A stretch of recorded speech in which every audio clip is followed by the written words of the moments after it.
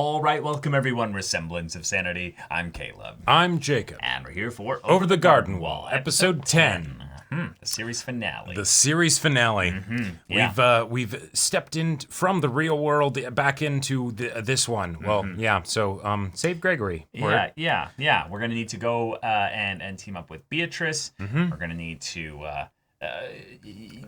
just figure out how to deal with the beast. Yeah. Beast will be fine. Won't be a problem. But yeah, we've got a lot of understanding about the mechanics as to where the core conflict of the story is because of the previous episode. We know in some ways, like, kind of why they're even here at all. Yep. Wirt's avoiding Right. a love confession. He really doesn't want to do that. Nope. But he has been going on an arc over the course of the story. He has been. So he needs to face his fear. That's right. Yep. And given that they had, like, multiple ways that they could have been hurt, you know, upon leaving the graveyard. They went over the garden wall. They nearly got hit by a train. They tumbled down a hill. They fell into a river. Yep. All those are instances where they could have died or are some dying weird or stuff could have happened or, Yep. But, all right. Let's do this, y'all. Without further ado, let's get into this.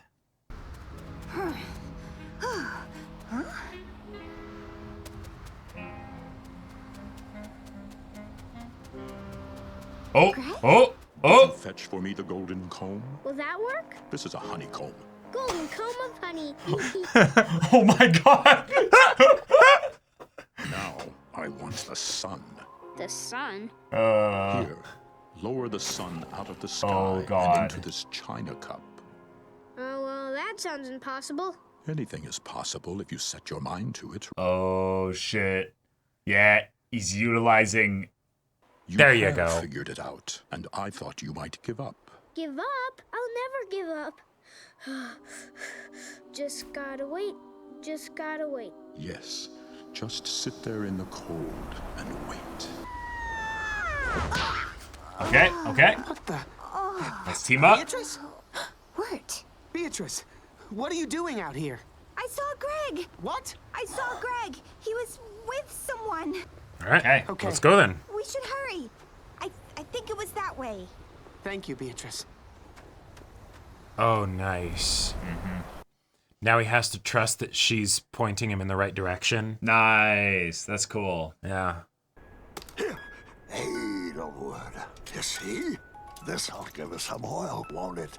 Yes, we'll keep that light of yours shining, won't we? Come on. Oh, ah.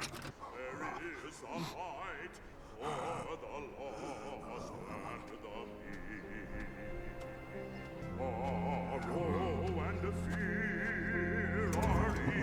meek. Oh, maybe the reason why he needed the sun was because he needed this land to be dark. Sure. Keep it colder and colder, you know? Woodsman, I knew you would. Oh, shit. I have something for you. Shit. Fuck. Ah! What have you done? Why, I've given you another Edelwood. No! Oh, of course. Yep. Okay. You've been grinding up lost souls for years. I didn't know! I didn't know this is where the Edelwood trees came from. And would it have mattered? Would you have just let your That's daughter's dark. spirit burn out forever? Feed the lantern. Do not speak of my daughter. She would not wish this. Let's get you free.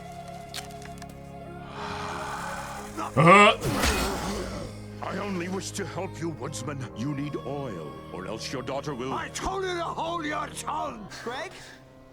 Greg! I thought it was this way. A light. A lantern. It looks like the woodsman's. Oh, shit. Was the Okay. woodsman. Whoa. Wirt, Oh, Greg. Wirt, I did it. I beat the beast. Oh, jeez, the leaves are even growing inside of him. Oh. No, I was just eating leaves. It's my fault we ended up here. Everything's been my fault. I should have been more. No, I mean my rock faxed rock. What? What? I stole it, Wirt. I stole it from Mrs. Daniels' garden. You have to return it for me okay? No, you can give it to him yourself. Come on. We gotta get Jason Funderburker home, right? Jason Funderburker, the perfect frog name. Greg? Let's get him out of this. Come on. Come on. He's okay. He's gonna be okay. Show would do a lot of things, but It's gonna be fine, Wirt. Your brother is too weak to go home. He will soon become part of my forest. I won't let that happen. Well then, perhaps we better make a deal. I can put his spirit in the lantern. As long as the flame stays lit, oh fuck! No. the task of lantern bearer, or watch your brother perish. Okay. No! Wait, that's dumb. What? That's dumb. I'm not just gonna wander around in the woods for the rest of my life. I'm trying to help. Oh my god. Trying to help me. It's almost like your soul is in this lantern. Oh shit! Are you ready to see true darkness? Are you? Are you? Don't! Here, Woodsman. Gotcha, bitch. I've got Yeah. my own problems to take care of. This one's yours. Nice. My Yeah. brother and I are going home. Listen, She's long Woodsman. gone. Listen to me. I Keep the beast gotta alive. go home too. Admit to my family it's my fault they're bluebirds. What? Huh? The scissors. That'll make Hey! the family human again. You had them all along? I used them to escape Adelaide. You see, Woodsman? All who perish here will become trees for the lantern. Cut Yeah. them down with your axe. Nah, do it, Woodsman. Yeah. Oh! Holy shit! You'll never Oh! see your daughter again, Woodsman. Are you really My ready heart. to go back to that empty house, Woodsman? Oh my god! My heart stopped there. Goodbye, Wirt. One is a bird. Oh, okay. Okay! All right. Wirt, you okay? Can you see me, Wirt? Oh my god. Where am I? Her costume, like the episode 2. Greg, where's Oh my Greg? god. And then, I was telling them about the time we almost got. Yeah, and you were there too, Jason Funderburk. Yeah, you were there! Hey, so, Oh. about this? Yeah. Yeah, so I don't have a tape player. So, Oh. Yeah. But you so do. maybe we can listen to this. You can listen to it at my house. Yes! All right. And so the story is Oh! complete, and everyone is satisfied with the ending, and so on and so forth. As we meet the garden wall. How the gentle wind Oh my gosh. beckons through the leaves as autumn Oh shit! dancing in a swirl of golden memories. Oh. Loveliest lies of all. Oh, everyone's getting a nice little Yeah. happy ending. Hey.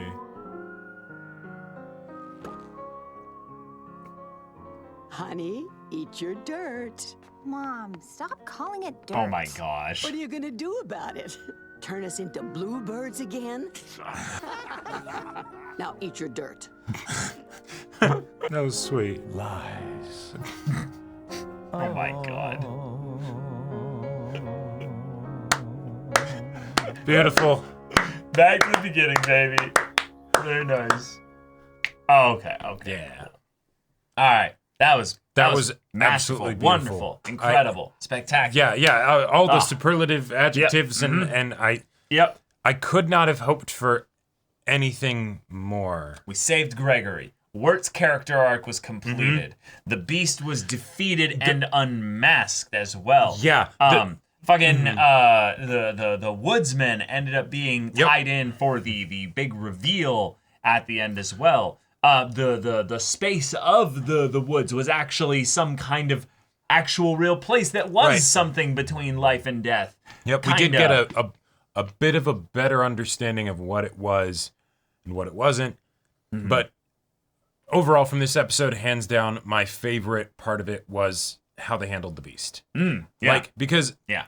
The Beast was still scary. The Beast was terrifying. The Beast was super scary. Yeah. And yet the mechanics of, like, because we've talked in previous discussions about how, like, well, okay, with how the Beast is being built up, how do you actually defeat it in a way that feels satisfying, given how terrifying it is, how larger than life it is, all that stuff, right? Right. And yet, one, the mechanics were being introduced to us the whole time, right? The idea of the lantern, you can't let the lantern burn out, right? Right. The trees that yes, it was, like they have the faces, so yeah, those are probably some people that, got lost here and weren't able to died, leave, yeah, died, yeah. etc. Yeah.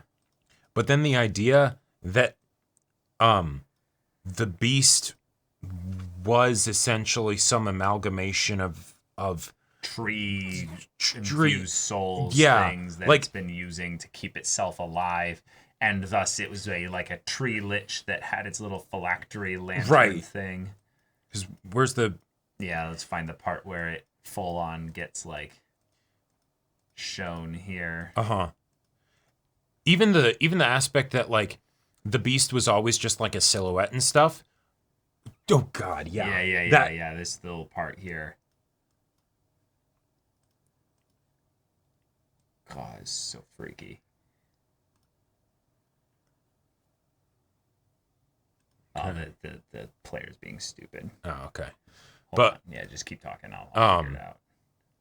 But like the Beast being this thing that's shrouded in darkness and everything. Yeah. And that's horrifying. Nightmarish. Yeah. But like narratively, that's like they're keeping it mysterious, right? They're keeping it scary, things like that. No, it's actually because mechanically it cannot be in the light, right? Because if it is, then people will realize that, what the game will be up, right? The jig will be up. Yep. And the whole obsession with the woodsman and the lantern and things like that, which was established in the first episode, by the way. So, keep the most important things in the first episode, right? Yep. Early on in the story as possible. That it was all right there, right? The fact that the antler kind of looking things, right?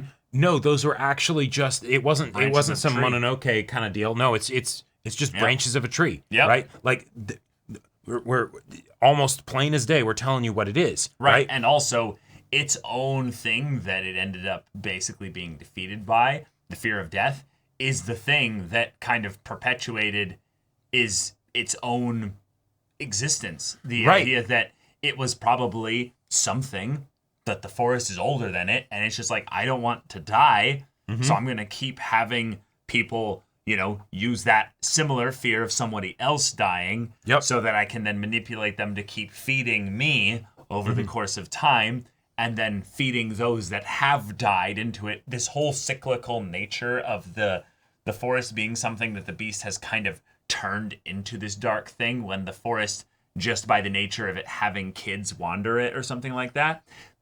Yeah, it could actually be a really wonderful and beautiful thing. Sure. If you have the right perspective on it. Kind of like Gregory, who's the actual MVP of the story, and that he kind of saved everything here.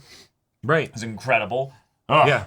And then the fact that the Beast constantly harassing the woodsman with the lantern and everything. No, that's actually also just setting up that the Beast specifically has a vested interest in this lantern. It needs to keep up to date that everything's been handled properly. Yep, exactly. The whole bit with the Faustian deal, I'll bet the Beast doesn't even have the ability to do that. No. Right? It's just I need to be able to spin a lie that your brother's life is tied to that lantern. Right? Yeah. I'll bet even in this world, you can't actually just die. You need to almost succumb to your fear of death, basically. Because everyone here probably is going through some kind of, or was a part of the real physical world at some point. Like they were all people or something like that. And then this is them going through their kind of in between life and death or beyond death kind of space here. And none of them actually are gonna die. We have skeletons that are walking around talking and stuff like that. So there's no necessarily mortal consequences or anything like that there. So Right. the beast almost like tapping into his own fear of like, but what if if I lose it all? but that could be the thing, is that there is no worry about that. Gregory had the ticket all along. Well, yeah, Gregory had the ticket all along, which also, even down to like the fan fiction things that I wanted to see, the fact that we got an actually fairly long scene, all things considered, in a short episode like this, of Gregory just interacting with the beast. Oh, and it just I got a golden honeycomb. The golden comb. Okay. I mean, this is just a spider thread wrapped around a stick. Yes, the silver spool of thread. Now bring the sun into this china cup. Right. Okay. Angles his head down the perspective. Yeah. I did it. Yeah, I just love the idea of him like kind of fucking with the beast a little bit, even if he's not meaning to. Right. No, it's just because, yeah, and even in that, he's not afraid of him. Actually, go back to that scene at the beginning, because the beast is always shown to be in darkness, right? Right. But when he was interacting with Gregory, oh, right, okay, it's a silhouette because of the snow and everything. Yeah, okay, right. Gotcha. Nice. Okay. Yeah. But yes, I just love the idea that this eldritch monstrosity or what have you is having to talk technicalities with a little kid who's like, but I'm doing exactly what you asked me to. I obviously can't find that stuff, so I'm perceiving these things as the thing that you're looking for. Therefore, that works, right? I got it. And that's really a fun little play on this whole thing here. The beast might have been able to solve his whole problem, not have to be so evil and horrible, if it just changed its perspective on things a little bit. But no, It was probably the most scared and fearful of any of the beings in this world, Right. It was so terrified of what would happen, it was in some ways afraid of the unknown, which this place kind of is. It's just, how do you approach the unknown? Do you approach it by yourself? Do you approach it together? Do you approach it with fear? Do you approach it with excitement? Like, that's what Gregory taught Wirt in a lot of ways, and then Wirt ends up learning that he can do by going back to his crush and just being like, we'll do it at my house. I don't know, how that's going to turn out. Right. And thus I am a little bit nervous about that. Right. But we're still going to do that eventually, but we can build up to that. Yes, yeah. That bit there I thought was really good to have as a distinction, because it's not that suddenly Wirt has no fear. Exactly. It's that he is able to act in spite of the fear. Yeah. Because that's the part where like Gregory technically doesn't quite have everything figured out because he's still a kid, right? And he also is kind of self-aggrandizing by saying like, I stole this rock, right? Because that's his world, when you're a little kid, right? Right. Once he sort of learns how to be afraid, then maybe he'll be able to relearn how to be brave, right. Or maybe that it's okay to do something wrong. Like, that's something that I feel like is his fear, is that people are going to think less of him for doing something wrong. So he tries to obsessively make sure he's doing the right thing, Yeah. And thus, that was his moment of, for him, that was a big deal. It's like, I'm sorry, I'm a rock stealer. I'm a rock stealer, and that's a rock fact. It's like, no, that's not a big deal. It's okay. Yep. And that's just because his perspective is, askew on certain things because he's a kid. He's a kid. So, yeah. A little kid to clarify. Yeah, exactly. Because Wirt is also a kid. Right. Too. But wow. Yeah. I forgot what the phobia is. I think it's like thalassophobia or what have you, when something has a bunch of holes all over it.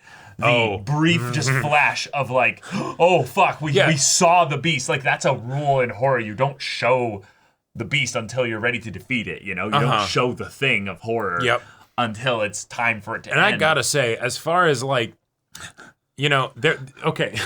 Yeah, imagine if you saw this when you were 10 years old. No, exactly. earlier on in the show, right? It's the oh man, I wish I had watched this when I was younger. Right. Because they're teaching good life lessons, these fun, characters and things like that. Nah, I don't know. Yeah, it scared the fuck out of me. There were multiple episodes in here, especially the old lady one with the little girl. The old lady was a bit scary, but this would have haunted my nightmares.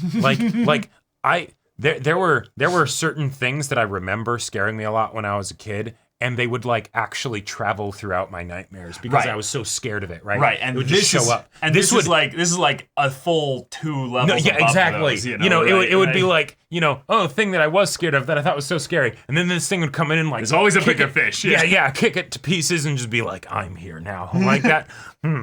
Like, because that's just a still image. Yeah. Can you imagine that going into a child's dreams where it's moving and and it's not just a comfy silhouette anymore? No. I would love to hear in the comments how many of y'all watched this when you were littler and it scared the shit out of you. Yeah. I would love to hear the stories about that in the comments. Because we can go into the comments now for this show because, That's right. It's done. It was wonderful. And we got, yes, the narrator very much giving us the fourth wall thing, and the story was satisfying and everything ended properly, right. Yada, yada, yada. That was funny. But then the goofy, like, twist of, but do you remember that the frog was actually brought into the forest along with them because they picked it up after the railroad tracks, which means then that the space that they brought it into, Gregory's creativeness gave it sentience to the point where it then narrates the story at the end of, and this was the time, of all of this. I'm curious. I could totally be wrong about this. In the first episode, wasn't one of the things, because the first episode showed a lot of things at the beginning as it's like setting up the story and everything. Right, we've gone back and looked at it a couple times. One of the main things that was very much clear from the beginning of the first episode is that they were in a river or water body, basically. Right, because of all the sounds and everything. While the narration was going on. Right. And then it shifts them going, and they're suddenly in the forest, and you see Beatrice's silhouette above them, and they're like, oh no, where are we, and stuff. And then I think the only other thing that kind of has some like connection to now is that I think Wirt brings up that he talks about like his love is out there and his heart is crushed to pieces. Yeah, he waxes poetic and all he waxes poetically, yeah. Yes. Yeah. Right. Probably calling back exactly to the way in which they were at before coming here and nearly dying. Which, again, I liked that we had that. We had a very clear, this was all in their head, but also it's all real, Like, they had their cake and ate it for that, in that the dream world was because they were nearly killed, basically, or nearly died. But also, it's actually a real place because we had resolution with the woodsman, with her family, with Beatrice as well. Also, with all the little mini arc story characters and stuff like that. I just realized something. The way that the beast was defeated, very, very quick and to the point and all that stuff, and great, wonderful. That's also the way that the scary thing in the first episode is defeated. The wolf? The wolf, because it was actually just a dog that had been covered in the oil. Right. Right? Yeah. And then once it got cleaned off, once you saw it for what it was, rather than just this dark, scary thing, even though, let's be real, the beast is very scary when you look at it, then you realize it was actually fear that was the problem. Right? Like... Right. And I think they drew the connection back to that the dog was Beatrice's dog in the end of this episode here, because Beatrice was looking out the window with a dog sitting next to her. Oh. Yeah. So nice. That as well. There were a lot of things in that final little stretch of little animated bits showing all the previous characters and stuff like that, where it felt like there were a lot of Easter eggs and things that could be drawn interpretation-wise from that there. But I feel like I would need to go back to those little individual moments throughout the show and then kind of draw those connections myself. So I could see those also being very interesting that you guys could relate to us in the comments. Because like for the woodsman, like with Beatrice, we know why she didn't want to go back home, right? Right. Yeah. She was in this place. And she was avoiding the guilt. She was avoiding the guilt, right? She was afraid of how they would think of her. Yep, because she had gotten them all turned into bluebirds, right? So it's another connection with the woodsman. He might have actually been from this world, or he could be from a different time.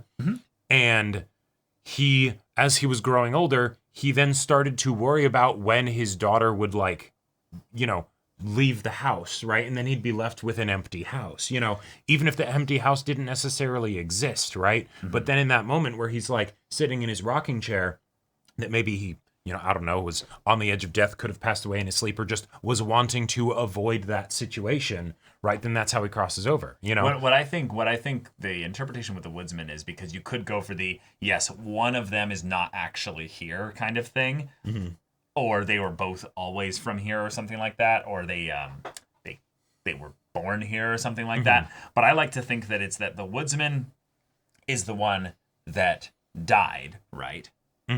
And he was scared of dying basically alone. He was scared of basically being alone in that cold, empty house. And then it's that his daughter was someone that he wanted to basically have with him in those moments. And she either wasn't there, you know, so it's the depressing thing of that. And then the beast is capitalizing on that fear. Or it's the thing of where, no, the happy ending is that everyone eventually has time. Their time comes to pass.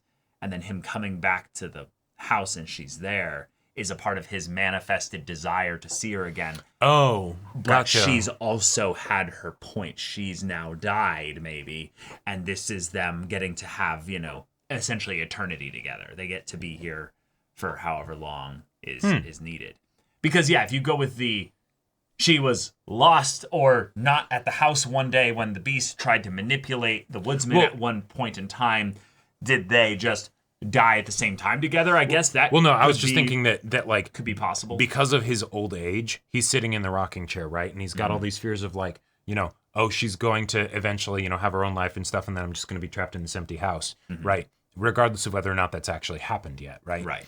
And then, you know, his river equivalent of like, you know, almost potentially drowning, he could die, is the like, maybe he would be old enough to die of old age at that point. Although at the same time, the daughter was crying when she saw him again, so maybe it's something where he did actually like leave and go into the woods. They do live in this world, right? Possibly. And like you were saying, she just wasn't there at that time.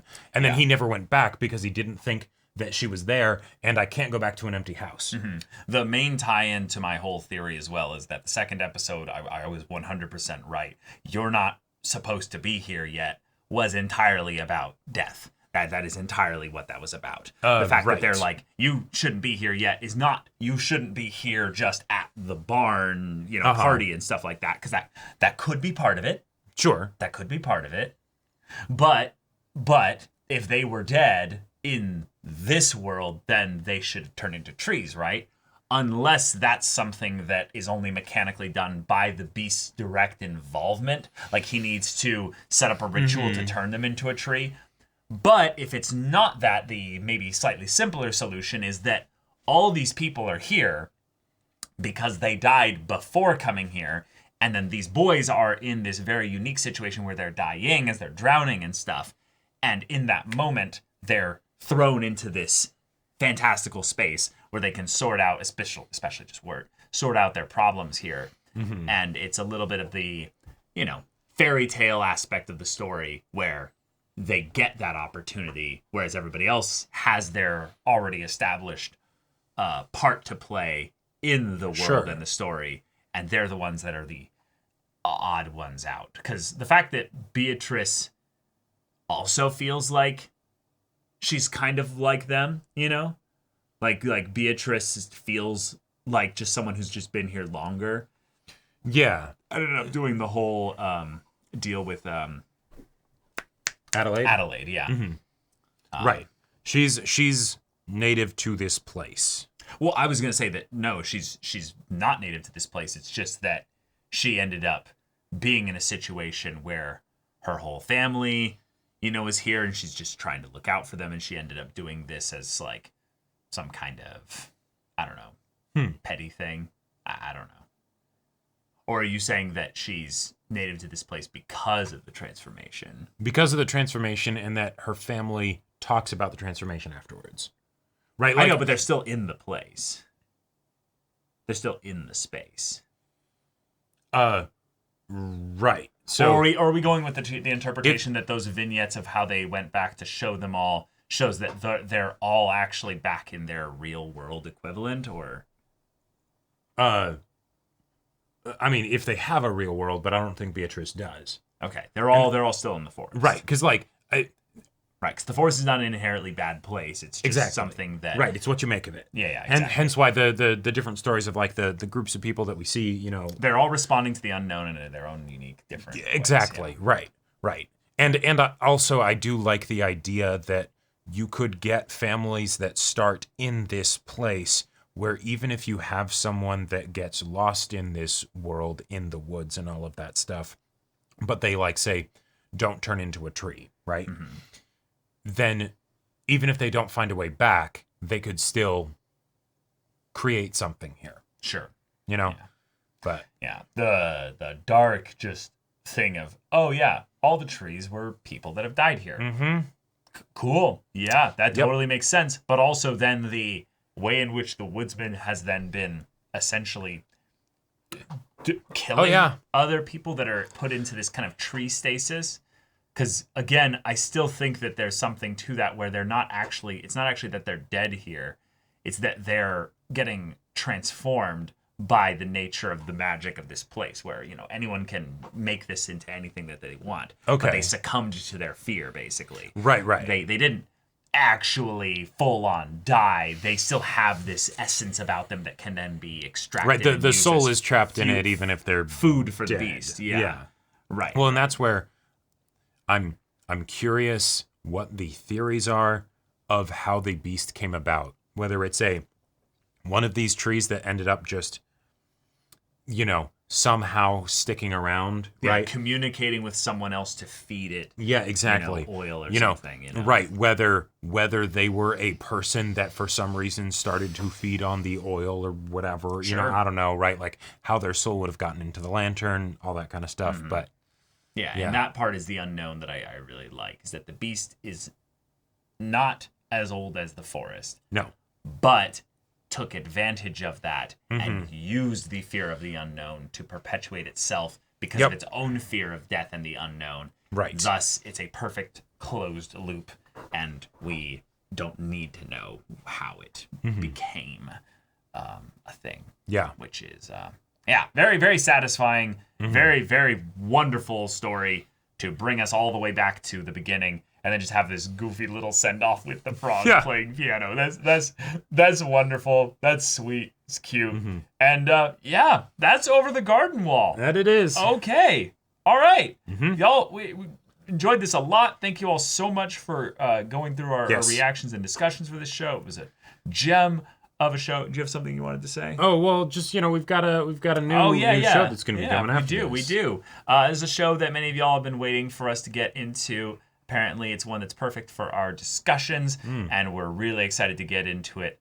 It's BoJack Horseman. You knew it. You knew it. Of course, that's what we literally were just like, okay, so we're going to be doing BoJack, but BoJack is pretty long. What are some really short things that we want to do? Oh, I mean, hey, Over the Garden Wall is real short. It's real short. Let's do that first. Let's do that first. Yeah. Yeah, there we go. Yep. But y'all, that's what's going to be coming up next week. So if you want to see the first episode's reaction discussion of that right now, go check out the link in the description below for our Patreon. You can get an early access there. You can watch full-length timer reactions there, and all this comes with Discord access, so you can chat with us in the community there about this show, about other shows in general, and also be sure to check out our Twitch channel with my Persona 5 Royal Let's Play going on right now. So if any of that interests you, we'll see you there. But until then, we're Semblance of Sanity. I'm Caleb. I'm Jacob. And we'll see you all next time.